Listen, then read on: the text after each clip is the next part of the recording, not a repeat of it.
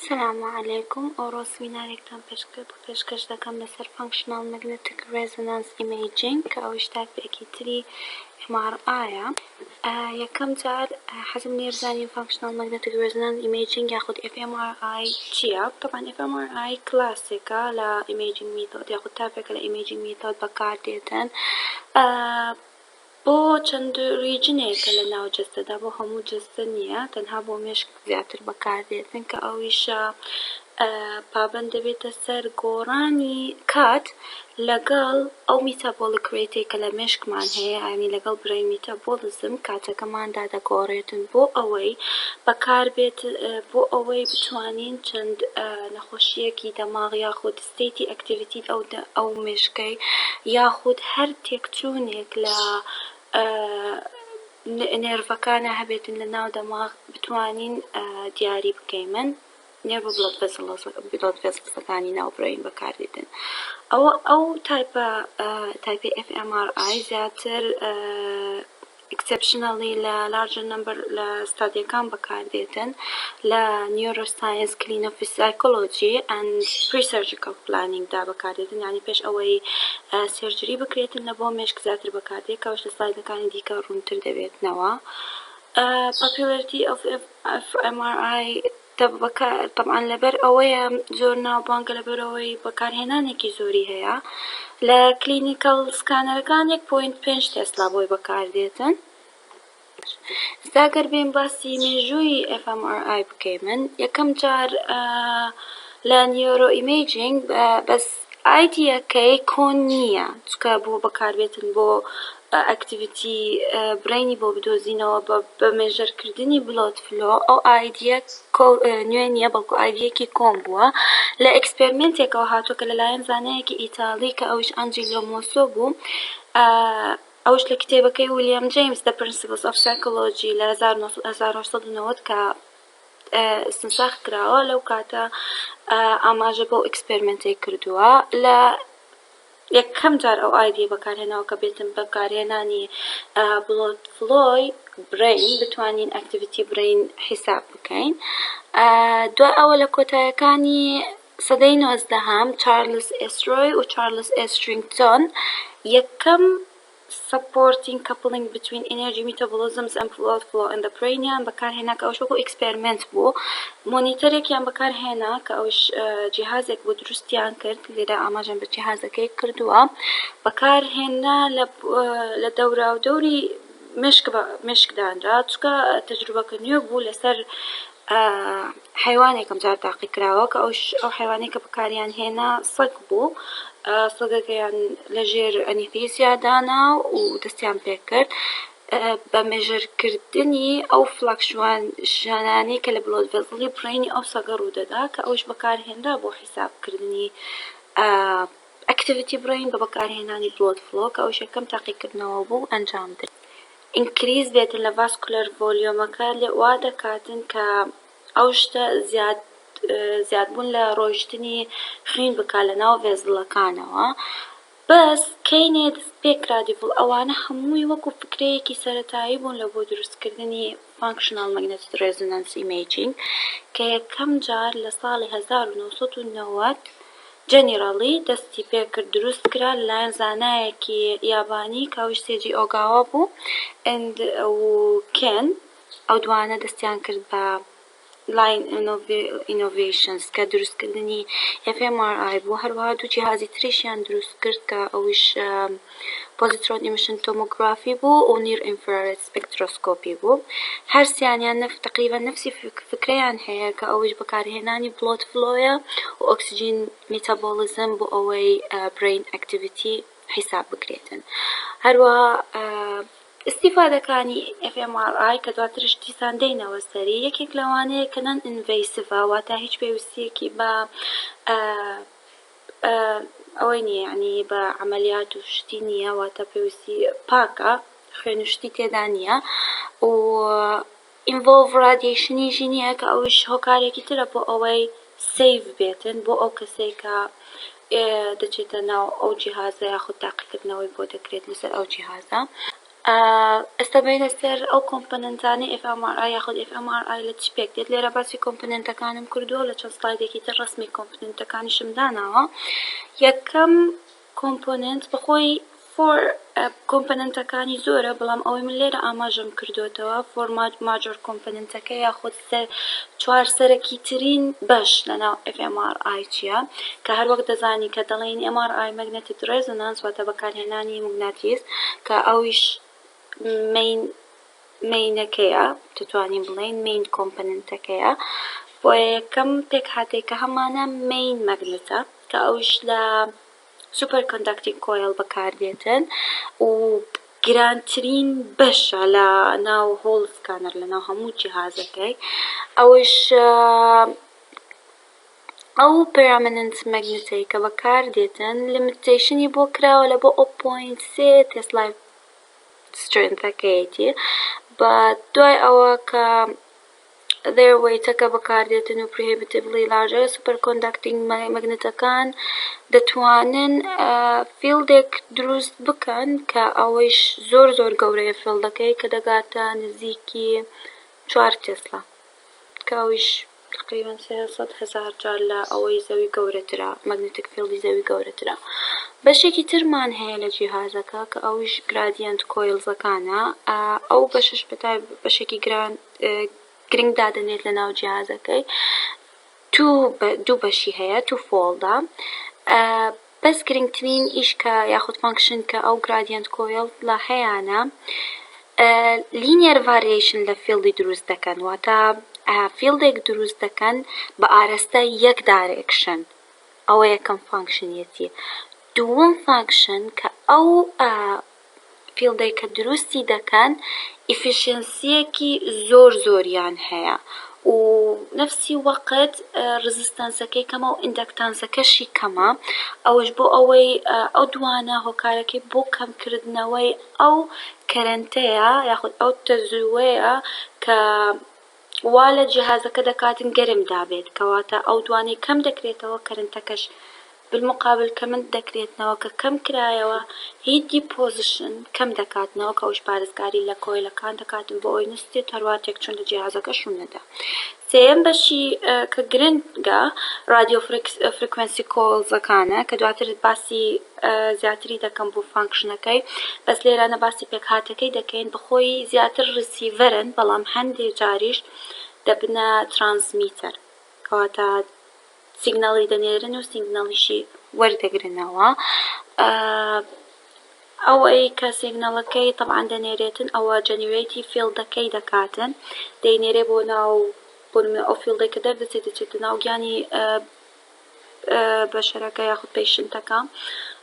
دوای ئەوە مجموعەیەک سیگناڵ لە پێشنتەکەەوە دێتەوە بۆ ناو رادیۆ فریکوێنسی کۆیل، کە ئەویش وەری دەگرێتنەوە و دەبێت ریزالتینگ سیگناڵ. ئەو ریزالتینگ سیگناڵە دەچێتە ناو کۆمپیوتەر سیستەمز، کە ئەویش ئەو پڵسەسانەی کە لە رادیۆ فریکوێنسی کۆیلەوە دێتن کۆنترۆلی دەکاتن و ئەوجا داتاکەی پرۆسس دەکاتن، پرۆسسینگ داتا ڕوودەدا و دەچێتە ناو ئیمەیج پرۆسسینگەوە.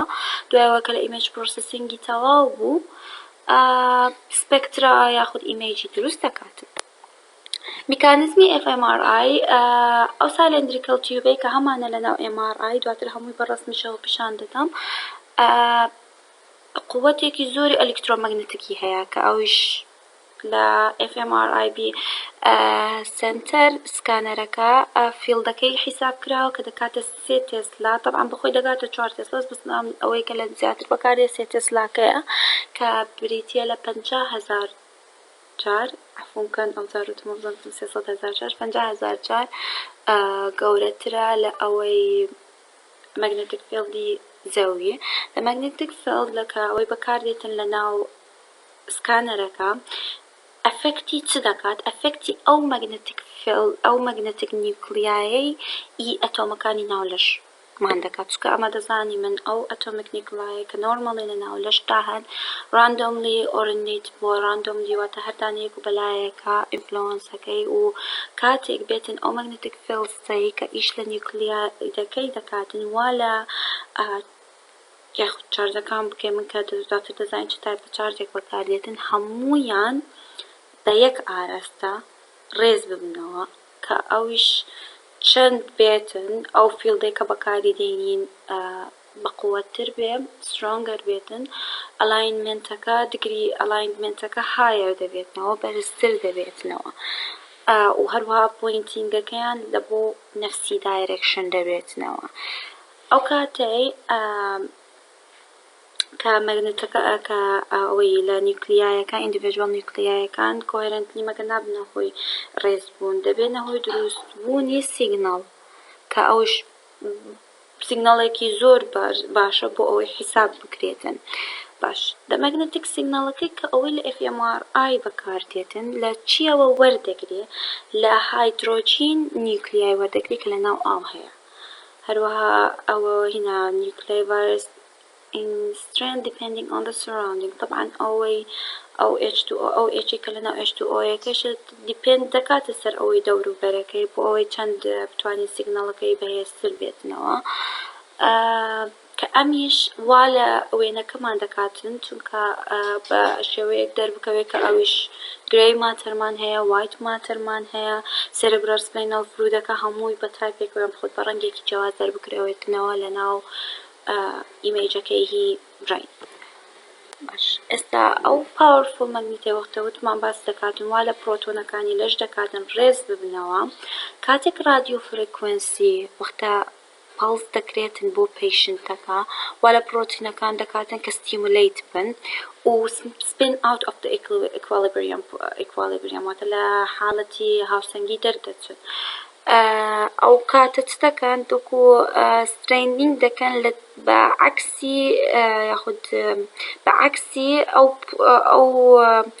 هێزەی کە ماگنێتیک فیلدەکە دەیخاتە سەریان بەس کاتێک رادیۆ فرێکوێنسیەکە دەکوژێتەوە و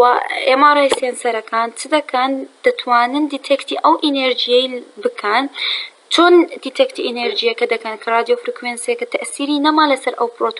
پرۆتۆنانە دیسان دێنەوە ڕی ئەلاینمنت دەکەن واتە دیسان ڕێزی خۆیان دەکەنەوە بۆ هۆی ئەو مەگنێتیک فیلدەی کە هێشتان هەمانە لەسەریان ئەو تایمەی کە پرۆتۆنەکان ڕی ئەلاین دەکەن و ئەو ئەمۆنت ئۆف ئینێرژیەی کە ریلیس دەبێتنەوە طبعا چێنجیش دەبێت depending on the environment و chemical nature-ەکانی مۆلیکولەرەکان لەو حاڵەتە دەتوانن دکتۆرەکان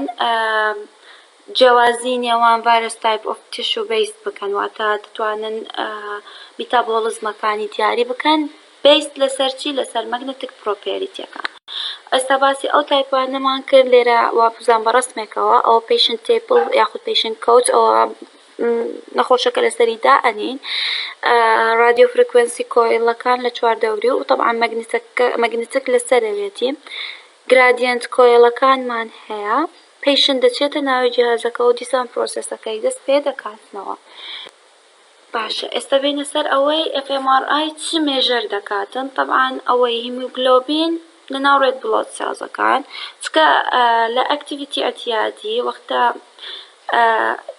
increase دەبێت ئەگەر بێتن oxygen و local response is an increase in blood flow to the regions of increased neural activity واتە ئەو ڕێژنانی کە neural activityیان بەرزە باشە هیموگلۆبین بە خۆی دای مەگنێتیکە وەختە ئۆکسیژینەیتە وەختە پڕ لە ئۆکسیژین و پارە مەگنێتیکە کاتێک ئۆکسیژینی تێدا نییە کە ئەو جیاوازیە هیموگلۆبین لە ئاستی ئۆکسیژینەکەی یارمەتیمان دەداتن بۆ ئەوەی ئەو جیاوازیەی لە مەگنێتیک پرۆپێریتیەکان کەوا لە MR سیگنەڵەکان دەکاتنەوە جیاواز بن کە ئەوش دیپند دەکاتە سەر degree of oxygenation sensibility of oxygenations دەگۆڕێتن طبعا لە بەگوێرەی لیڤڵی ئەوەی نیۆرال ئەکتیڤیتیەکان چەند دەزانین نیۆرال ئەکتیڤیتیمان زیاتر بێ ئەوە نسبەی ئۆکسیژینیشنمان یاخود نسبەی ئۆکسیژین زیاترە هەروەها ئەگەر کەمتر بێتنەوە طبعا لە حاڵەتی ڕێستینگ و ئەوانە یاخود ئەو نیۆرال ئەکتیڤیتی ئەو جێیانەی کە نیۆرال ئەکتیڤیتی لە ناویان کەمە طبعا بڵۆد ئۆکسیژینیش لە لی کەمتر کەواتە فۆرمی FMRI یاخود ئەو فۆرمی FMRI دیپەندە لەسەر بڵۆد ئۆکسیژینیشن لیڤڵ بۆڵد ئیمێجینگی پێ ئەڵێن کەوش لێرە ڕسمێکم داناوە جیاوازی بینی ئەو حاڵەتانی کە ڕێکستینگە هەروە لە حاڵەتانی کە ئەکتیڤیتە دیلیشن ڕووی داوە و نسبەی زیاتر ئۆکسجین بەناو بڵۆد فێزەڵەکانە دەبێت. طبعا فانکشنال FMRI چۆن مێژەری دەکاتن مێژەری ئەو چینجە بچووکانەی کە لە بلۆد فلۆ ڕوو دەدات لە ناو برین ئەکتیڤیتیە هەروە بەکاردێتن لە بۆ ئەو بەشانەی برین کە کریتیکەل فانکشنی تێدایە فانکشنەکانی تێدایە هەروەها دەتوانین پێ بەهۆیەوە ئفەکتی سترۆک و چەند نەخۆشیەکی تریش بەکاربێنی من هەروە دەتوانین بەکاری بێنی من پێش تریتمنت وەکو گایدێکە بۆمان کە بۆ تریتمنت بەکاردێتن هەروەها ئەو ئەبنۆرمەڵایەتیانێک کە لە بریندا ڕوو دەدان و ئەوانەی کە ناتوانین بە other imaging technique لەوانەی MRI کە دەڵێن زیاتر بۆ سۆفتێشەوە ناتوانێت دیاری بکاتن بۆ شێوەی FMRI دەتوانین دیارین ئەو کۆندیشنانە یاخود پرۆسیجەرانەی کە بەکاردێتن زیاتر لە بۆ پلانینگ کە FMRI بەکاردێتن منە ئیپیلپسیە کاتێک کە ئیپیلپسی ڕسپۆندی نییە لە بۆ مدیکیشن یاخود تریتمنتی تر لەو حاڵەتەی پێشەوەی سێرجری بۆی بکرێتن دەتوانێتن FMRI بەکاربێتن بۆ پلانینگەکەی هەروەها برین تیومەرەکان گرۆتەکانیان لەوکانی کە ئەگەر کانسەر بێ یاخود بیناین بێ پێویستیان بە سێرجری بێتن بۆ ئیلادین پێشتر باشتر وایە FMRI بۆ بکرێتن لە رادیشن تێراپی ئەو پریسیژن رادیشن تێراپیانەی دەتوانن کە تریت کانسەر بکەن دەتوانن پێش ئەوەی دەست بە تریتمنتەکەی بکەن FMRI بۆ بکرێتن بۆ ئەوەی ئەکتیڤیتی جێیەکان باش بناسنەوە کە ئەوش بەکاردێتن دواتر لە بۆ پلانینگ ئۆف تریتمنت بۆ ئەوەی دۆز و شتەکانی بۆ دیاری بکرێتنەوە هەروە کۆندیشنی برینەکەی پێ دیاری بکرێت لە پۆست تریتمنتکان ئەوەی کە بەکاردێتن سکانینگێکە بەکاردێتن بۆ دۆزینەوەی جیاوازی لە برین فانکشنز لەگەڵ هەندێک مدیکەل پرۆسیجەر بەکاردێتن لە خوارەوە ڕسمێکم داناوە کە جیاوازی بینی پێتسکانە و FMRI لەگەڵ فانکشنال MRI کە لە فانکشنال MRI دەتوانین بڵێن ئەو جیانێک ئەکتیڤیتیان بەرزە بە ڕەنگی جیاواز دەرکەوتون کەوش یارمەتی دەری فیزیشیەنەکان دەداتن بۆ تەشخیص ئێستا بینە سەر ئەوەی ئەو ڕۆژێک کە FMRI م هەیە چۆن خۆم حازر کەم تەفاوەتین هیچ تایپێکی هەر خواردنەوەی کە کافەینی تێدایە دەبێت بخۆت دوور بگری لێ چونکە دەبێتە هۆی زیادبوونی برین ئەکتیڤیتی کە ئەوش واتە میتابۆڵیکی زیاتر واتە ئۆکسیجینی زیاتر لە ناو بڵۆد فێزەڵەکان کە لەوانە ببێتە هۆی مشکلەیەکی تر کەەوەش تەشخیصکردنی غەڵەتە هەروە ئەگەر میدیکیشنت هەیە دەبێت لەگەڵ هێڵکێر پرۆڤایدەرەکەت کە ئەوەی لەگەڵدا بەخۆی پێت دەڵێتن ئەوەی ئەو میدیکیشنەی وەربگری یاخود ئەو میدیکیشنەی وەرنەگری بەلسکانەکە هەروە ئەگەر جلک یاخود ئەکسسەری ئەوانەی هەر کایند میتەڵ بێ یاخود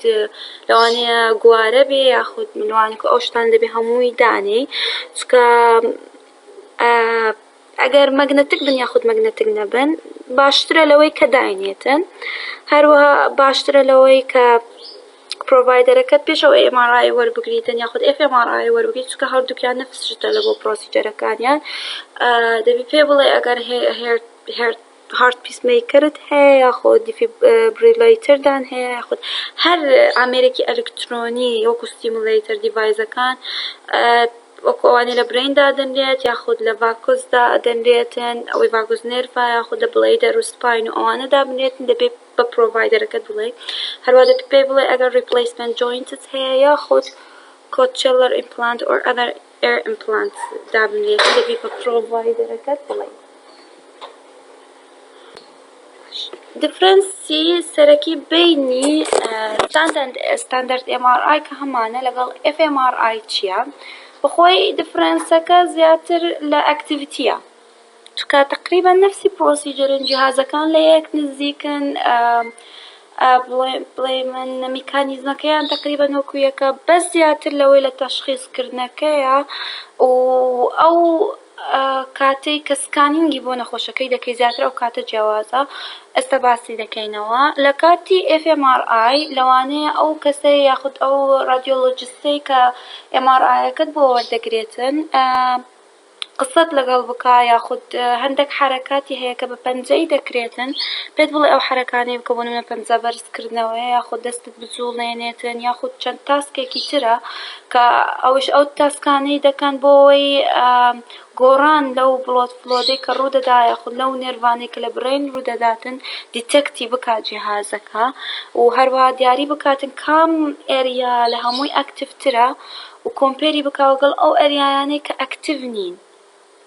ئۆکەی ئەو کاتە وەکو ماپێک دەکرێتن بۆ ئێریایەکە کە ئەو ئێریایە کە لە بۆ برینەکەی بەکارهێناوە کە بڵێن کە ئەو بەشەی برین مەسئولە لەسەری هەروەها لەوانەی کە پێت بڵێ جگە لە دەستەکان لەوانەیە پێت بڵێ چاو داخە چاو بکەرەوە بۆ ئەوی دیاریکردنی ئەکتیڤیتیەکەی ئەو تاسکانە دەبێتە دوو سیستەم بلۆک سیستەممان هەیە و ئیڤنت سیستەممان لە بلۆک سیستەم بۆ نمونە پێت ئەڵێ لە بۆ شۆرت پیریەدەواتە پێت ئەڵێ دەستەکە بۆ نمونە پەنجە بەرز کرەوە یەکسەر پێت ئەڵێ دایگرەکەوەی بێتە بینی ڕێست و ڕێستە کە ئەوەی شۆرت پیریەدمان هەیە و دوینگ تاسکە کاوەیشە پێ ئەڵێ بلۆکس بەڵام یەکێکی ترمان هەیە ئیڤنت سیستەمە کە ئەوە بە بەردەوامی دەبێت ئەو تاسکەی کە پێت دەڵێ سوپەر هێڵثکێر پرۆڤایدەرەکەت لەگەڵیدا بڕۆی هەروەها چونکە ئەوانەی کە FMRI وەردەگرن هەندێکیان ئەوان پارتێکیان دەوێت کە ئەوەی ڕێستینگ ستەیتە و ئەکتیڤ ستەیتەکەیان دەکاتن بۆ ئەوەی بتوانن بە جوانی تەشخیصی بەشەکانی ئەو کێشەیە کە لە مێشکدا هەیە بتوانن بە جوانی دیاری بکەن. ئەو کاتەی کە پێویستمان پێێتی کە سکانەکە چەندی دەیەوێت تقریباً بخۆی takes up of an hour